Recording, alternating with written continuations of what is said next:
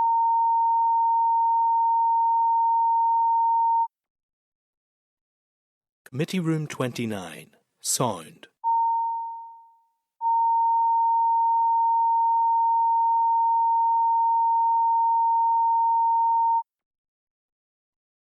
Committee Room 29, Sound.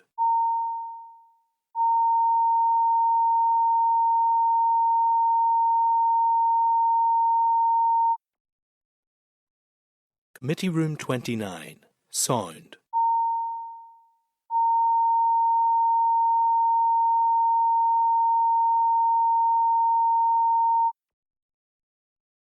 Committee Room 29, Sound.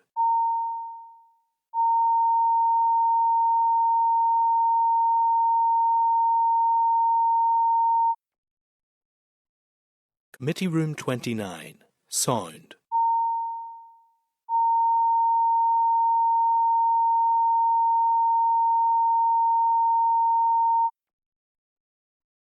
Committee Room 29, Sound.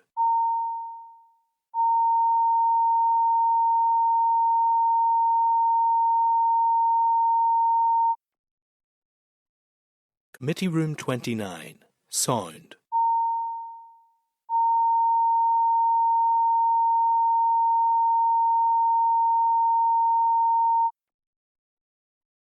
Committee Room 29, Sound.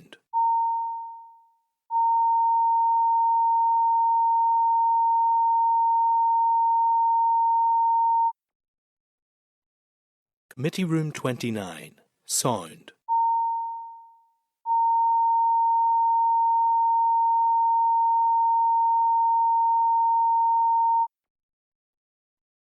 Committee Room 29, Sound.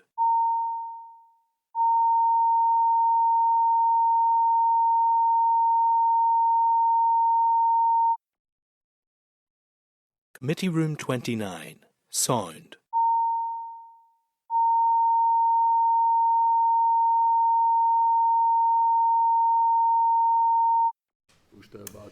Welcome back to Infrastructure Committee, and we have two items. We still have to consider. One will be in public session, which is the one we're about to take, and the second one will be in closed session, where we'll be giving some consideration to the SUDS bill. Item 20 is the implementation of the Reservoirs Act, Northern Ireland 2015. There's a little bit of discussion about this last week. I want to take you to page 244, which is the clerk's memo, and then 250 to 384 are the SL1s. And you'll note that the clerk's memo sort of summarises some of the issues concerning this. It's quite complicated, it's historic, and there's quite a bit around it, and we did have that level of discussion last week. I'm gonna open it up for views in a second. However, in the first instance, it would be my view that we need to get some legal advice on this, and we probably have to ask the department some further questions. I have quite a good summary here of the sort of advice that I suggest the committee would want to receive some guidance on. I'm going to read that out so that committee members are cited on it. And as I said, look, I'll open it up to general discussion regardless. Advice on the extent to which the statutory framework displaces, modifies or operates alongside existing common law duties and liabilities.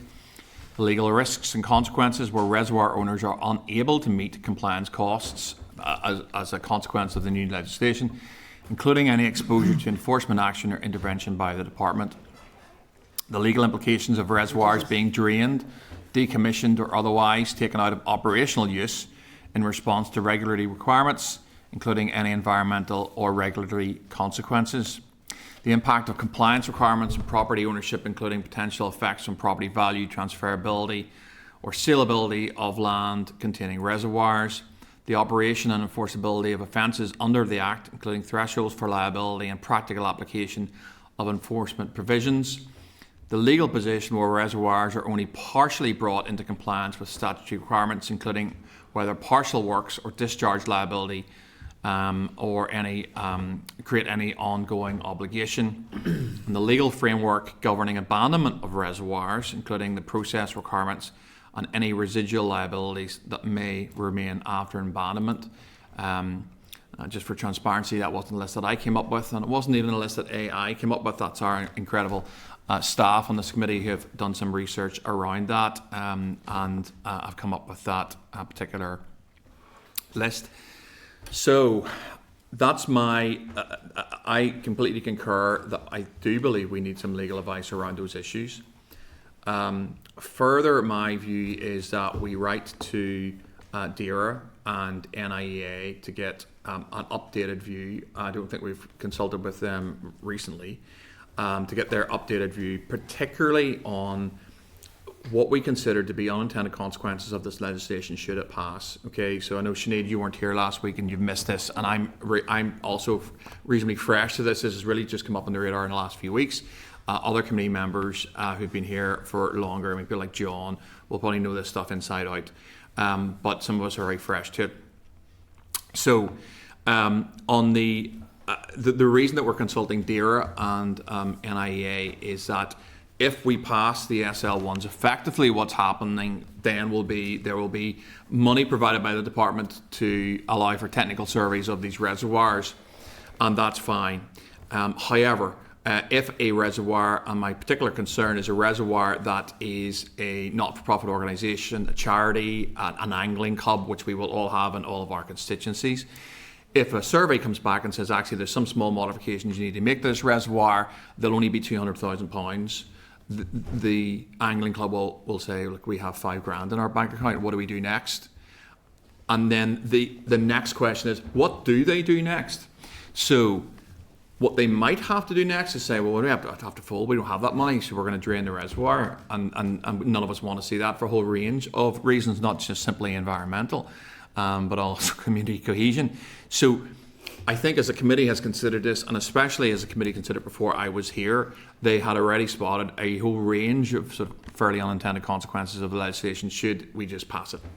And I think it would be remiss of the committee, and it's not what this committee is known for. We are known for being thorough on these things. I think we want to be thorough on this. And as such, my suggestion at this point is at least to commission the legal advice.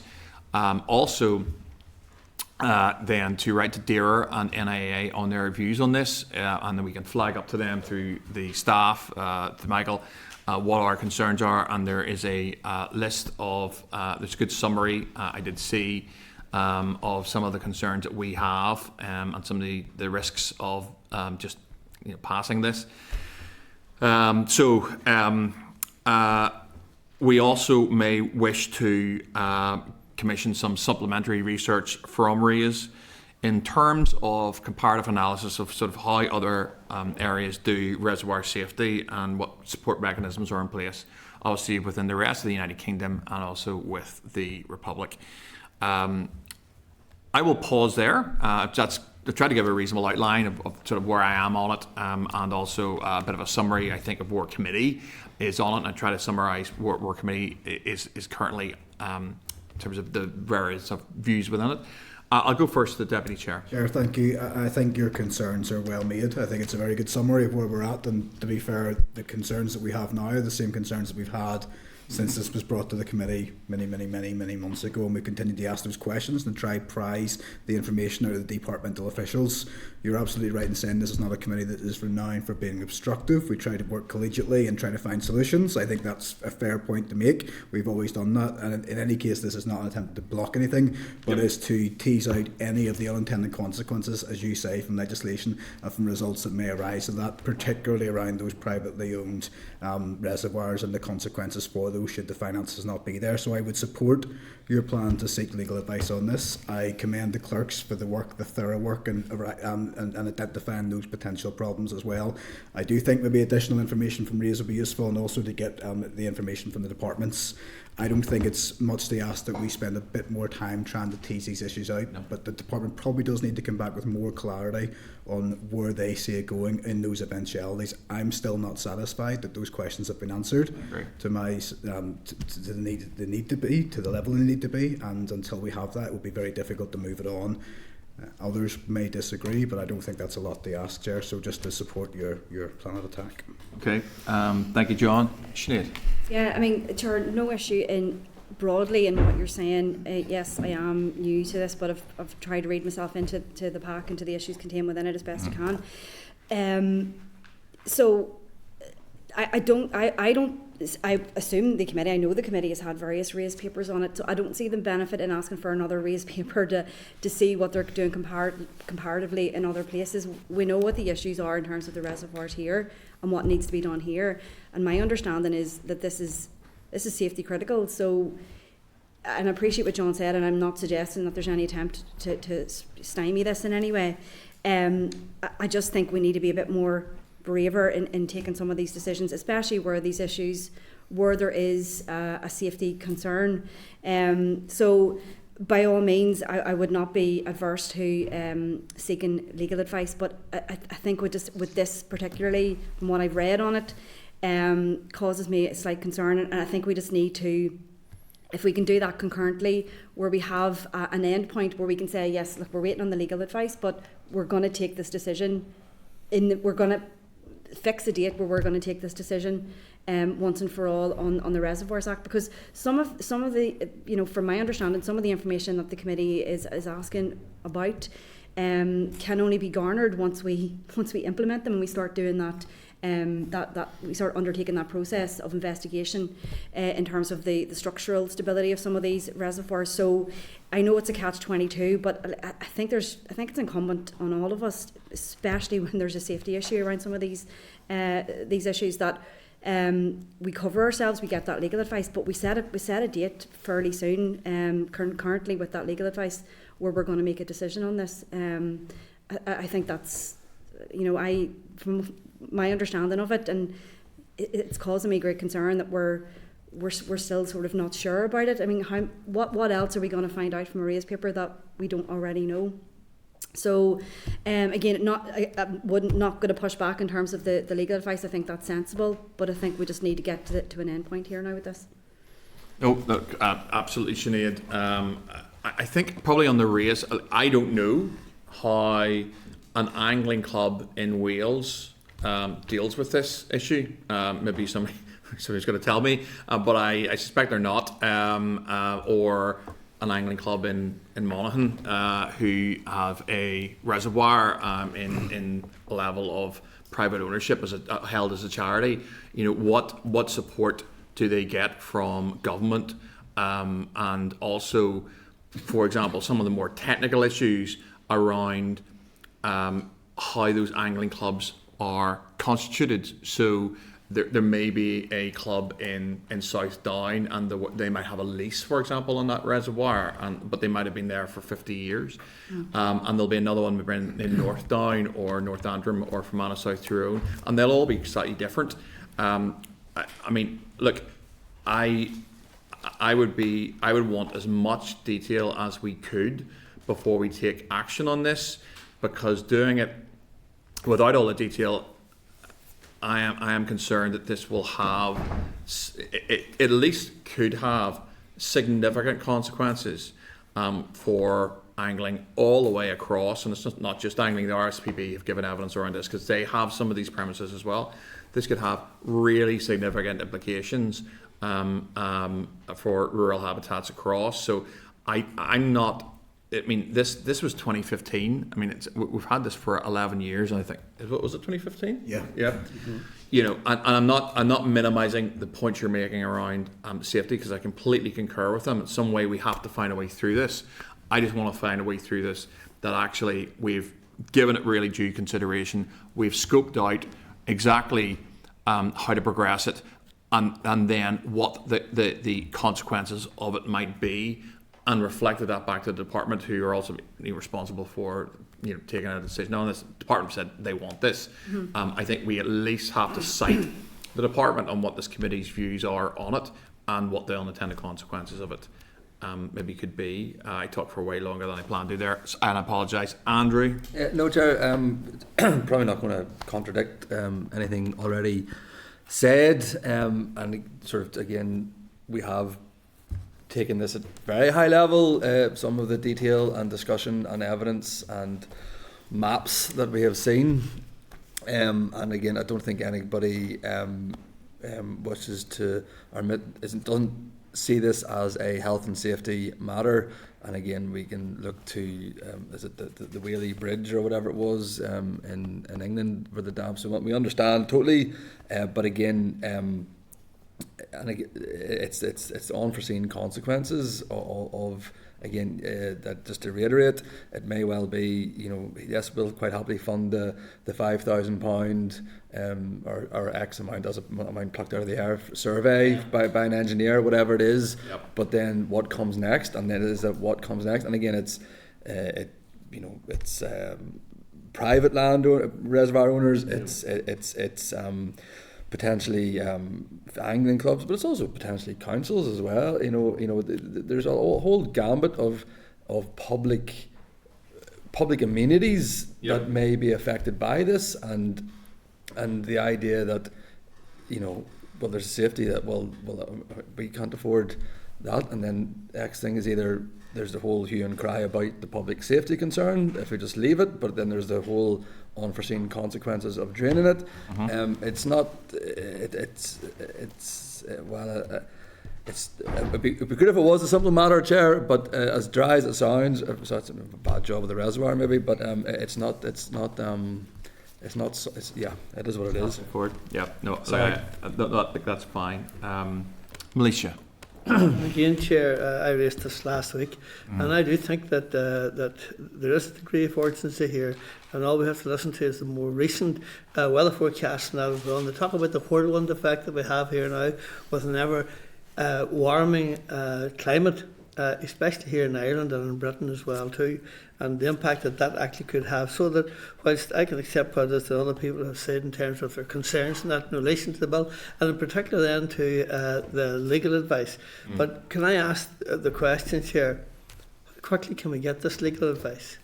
Because it is important that we address this with a degree of urgency. I will Sorry, give me just one. Yeah, sure. I do apologise, Chair. It's just all I would say is I do think that we have taken an awful lot of information on this. I think we agree that all the information. I don't think what I possibly would say is that any more information may not add anything new. You know what I mean? I mean, I get the point made by our colleagues here. But that's not my concern. My concern is not the new information. My concern is the legal advice and the unforeseen consequences. I think, and maybe I'm not sure how Mr. Stewart would agree with that or not, but that's certainly where I'm at, Chair. I'm gonna ask Michael just in terms of Melissa's query around the legal advice. What sort of timescale will we be looking at to get the legal advice, John? It would be 20 working days. Let's see. Sinead. Yeah, Chair, and like Andy hit the nail on the head there. Like, I don't, to my knowledge, another raised paper would. You said it, Andy. The committee has all the information that it needs. So, commission another raised paper, I think, is just redundant at this stage. If there are specific questions, then I think the committee needs to be very specific about what those are. If people want to shout them out. I think we need to nail down exactly what those concerns are, make it very targeted, make it very, to the point, because we need to draw this to a close. And maybe I'm misunderstanding it, but it's kind of like a chicken and egg. Surely we need to commence these to allow the department to go and do that exploratory work. And then work with those angling clubs and those other groups to say, okay, how are we going to help you meet your responsibility here, your financial responsibility? We don't know what the extent of the costs are going to be if there's repairs needed until we actually allow the department to go in and do those exploratory investigations. So I'm not diminishing any concerns by any matter of means. I know we have to do this right and we have to do this properly, but we have a responsibility to do it, is my point. So listen, if it's 20 days, we can live with that, but I think we need to really just bring this to a close now. Yeah. So on the issue of, I think we do. Look. I think committee's minded to get the legal advice, and if it's 20 days, it's 20 days. That's fine.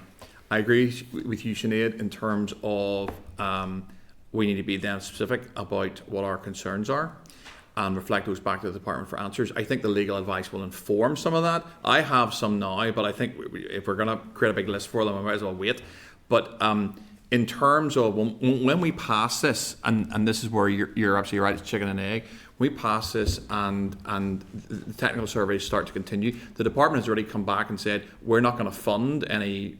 We're not going to fund any findings from these surveys. It simply said it doesn't have the money to do that. It's my understanding of it.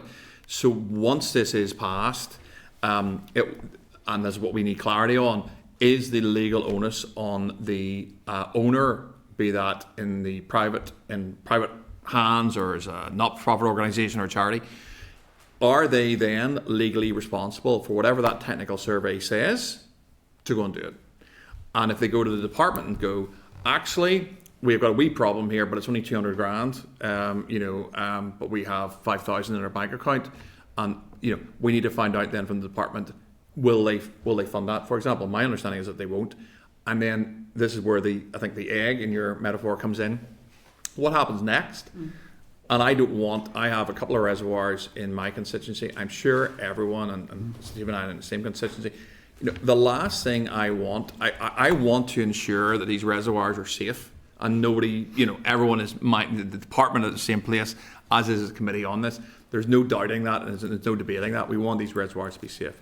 But what we also don't want is for in 2 years' time, once these reports have been done, and evidence found, and there may be situations because we have to ensure all possibilities and try and see all possibilities before we pass legislation around them, is that we don't want, I do not want the reservoir in my constituency, which is that existed forever and is I don't want to see that drained, as a consequence of needing £150,000 of technical work to make sure it's safe, and the only option is to drain it, kill all the fish, and have this big gap in Craigatlet. And I think that from an environmental perspective, I think it's just appalling. Now, it's how we see our way through that, and if we can try and plot a way through that, and I suppose that's what we'll probably embark on over the next few weeks when we get some of the answers around this.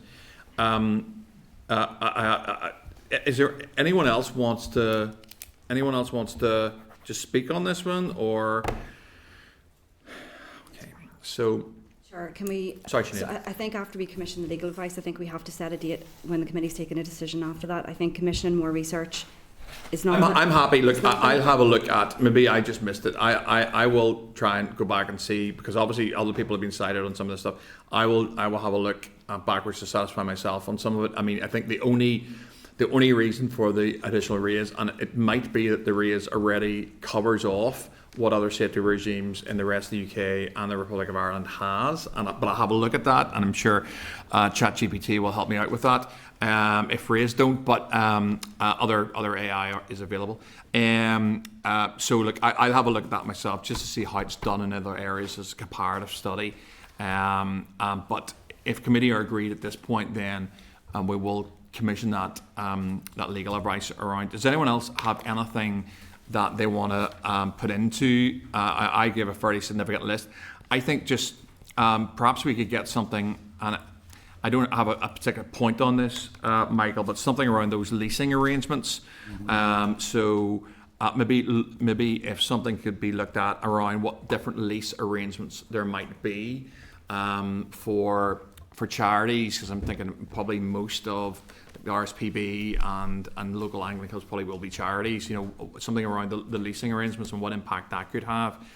I suggest we get the legal advice, we consider the legal advice, and then we commission a list of very specific questions for the department to come back to us with, and we take it from there. Could those specific questions that we're seeking legal advice on be shared with the committee before they're submitted, so we know exactly what's? They're in the chair's brief. Yeah. Sorry, yeah. The clerk's brief. They're actually there. 248, Sinead, is the list that I read out.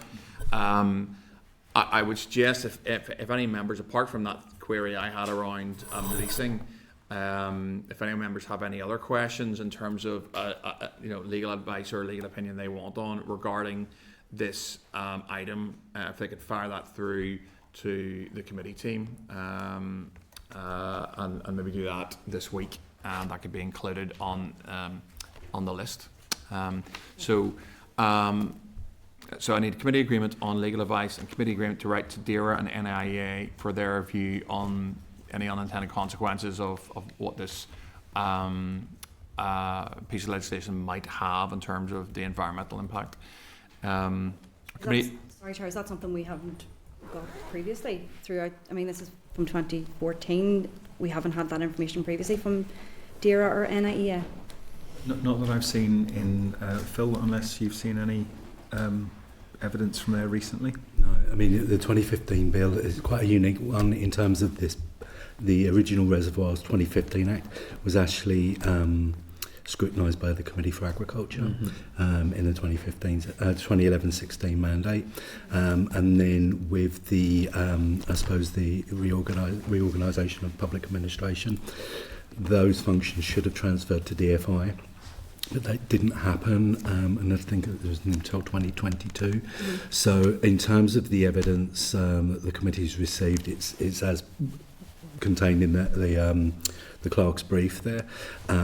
During the consideration of the bill, this committee wouldn't have had anything directly, but likewise, if members there's something specific, we can certainly go back and look at our records just to be absolutely sure.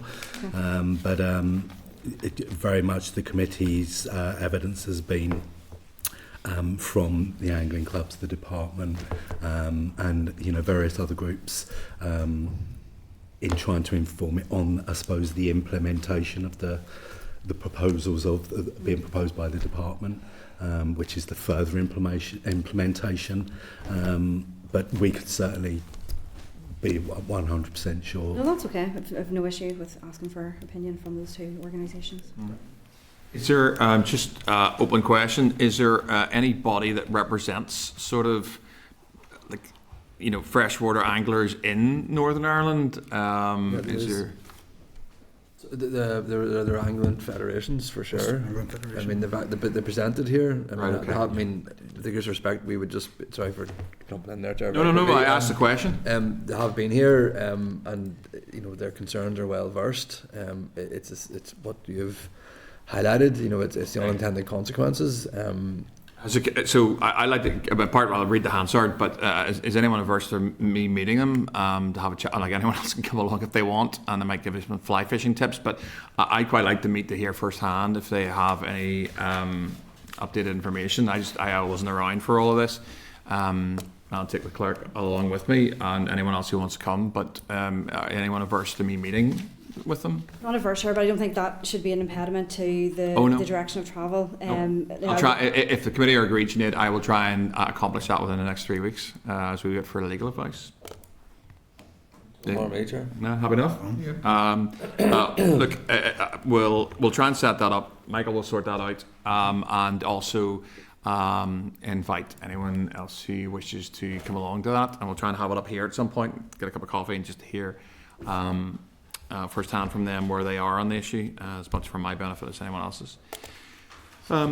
Michael? We've agreement from the committee on the legal advice as in paragraph 20 of the clerk's brief, plus different leasing arrangements and associated liability, and agreement for an informal meeting with Ulster Angling Federation.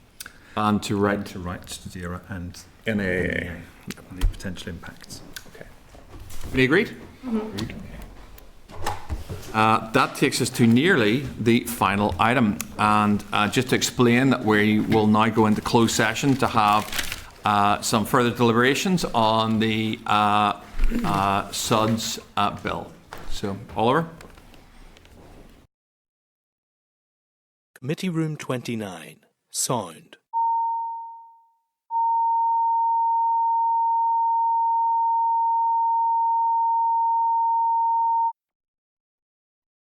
Committee Room 29, Sound.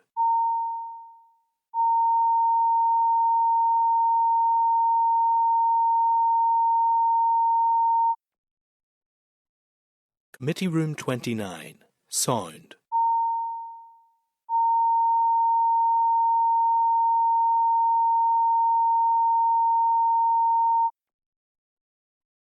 Committee Room 29,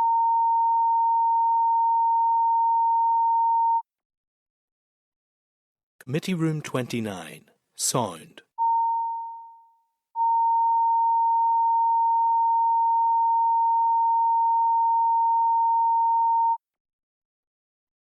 Committee Room 29, sound.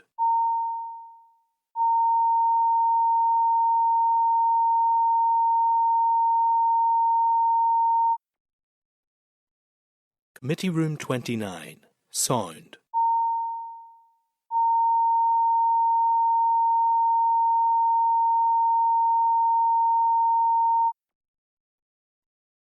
Committee Room 29, sound.